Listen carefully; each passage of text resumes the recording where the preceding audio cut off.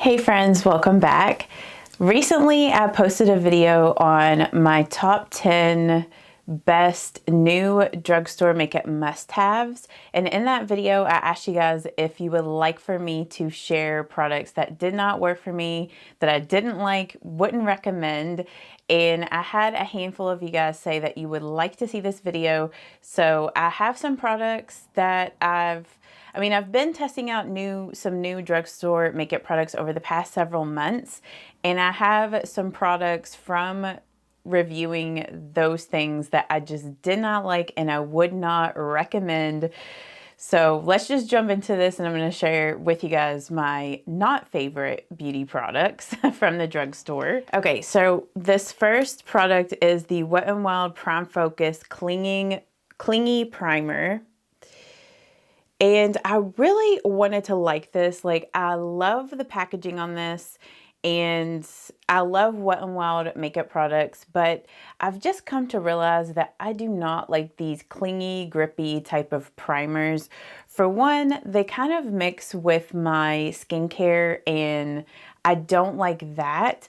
But the thing that I just do not like about this clingy primer in particular is every time I have used it, either with my skincare products or not, like I've tried it both ways, like it messes with my foundations. Like, it does not provide like a smooth canvas to apply the foundation, and it causes the foundation to not blend out evenly, get kind of like patchy and clingy in some areas. Like, it just looks terrible underneath foundation, at least for me. Maybe some people would really enjoy this, but it is a hard no. Like, I just don't like this. I've tried to use it multiple times, and every time it makes my foundations look absolutely terrible. So I don't recommend this product. Okay, so the next thing is this L'Oreal Lumi Glow Tint.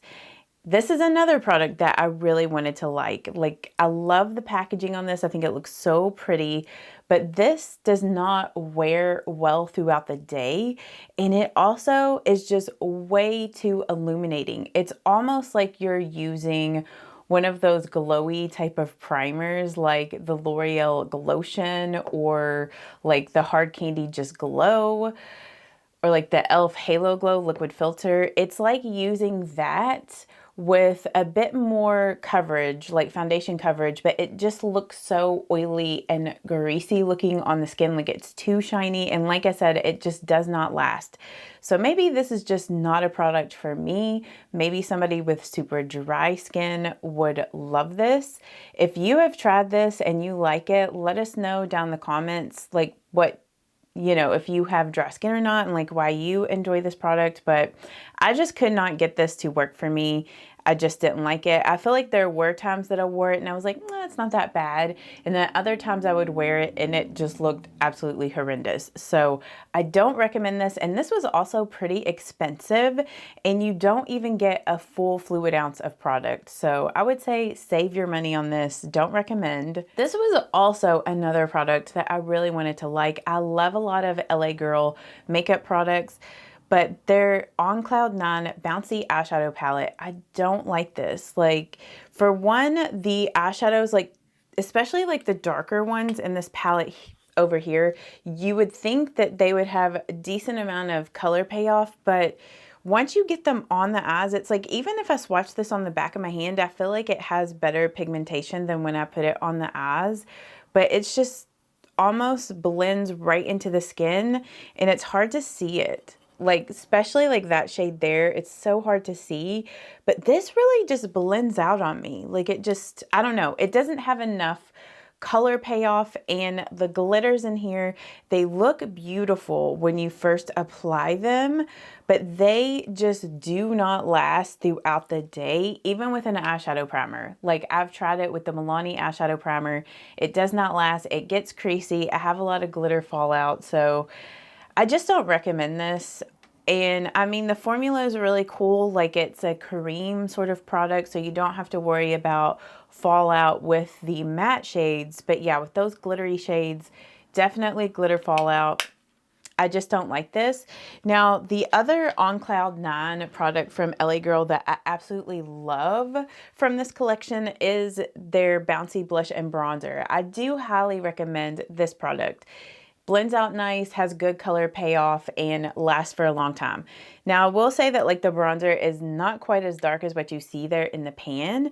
It is a little bit lighter. So, but the blush has great color payoff. But yeah, I don't recommend the eyeshadow palette. Maybe some of the other colors are better in this because I know that there are 2 other colors, but this is in Breezy Nude. Don't recommend. And I'm not saying that, you know, I know that makeup works differently on everybody. So maybe some of these products that I'm talking about today work for you. I'm not saying that you're wrong for liking these products. I'm just letting you guys know like which ones didn't work for me and why they didn't work, just to possibly save you some money if you have the same sort of skin type as me and tend to like a lot of the same products that I like and recommend. This is from the Revlon Glimmer collection, the Brightening Concealer and the Correcting Concealer. These weren't like the worst concealers that I've ever used, but they just didn't really do what they're marketed to do with the brightening and the brightening and the correcting. Like they just didn't have enough pigment, like they just weren't full coverage enough for me. I know like swatch there, they look pretty good, but like blended out, they kind of sheared out a little bit too much. And they do have a nice illuminating finish to them, but they just didn't last very long. I think I had issues with these creasing on me. So there's just a lot of other better drugstore concealers out there that I would recommend over these. So I would say pass on these. If you're looking for good concealers from the drugstore, I recommend the e.l.f. Camo Halo or the e.l.f. Hydrating Camo Concealer. It's similar in the finish of these, like where it's got like that illuminating finish, but it's more for full coverage and lasts better. So I would say go for that one over this. So yeah, don't recommend those. Don't waste your money on it. Okay, these Wet n Wild lip liner stains. I think that these would be good products for someone with a medium to deep skin tone. For someone that's like really fair, you're not gonna get the color that you want from these. These are just go on so much darker than what they look like they're supposed to go on. And they are very staining. So if you are looking for a product that is really going to stay on your lips well, they stain really good. But like, as you can see, like that's the nude shade. So it's really dark. And I find that like it tends to get a little darker on your lips. Like once it sits there, this is almost like a deep burgundy shade. So maybe I might like this a little bit better in the winter or like when I'm trying to do a more dramatic lip look. Because like I said, it does last for a long time. Like it definitely stains, but the color of these are just so much more dark and intense than you would expect. So that was the color in Nude Tights, this one here. And then the other one that I had picked up in this is in Spilled Wine.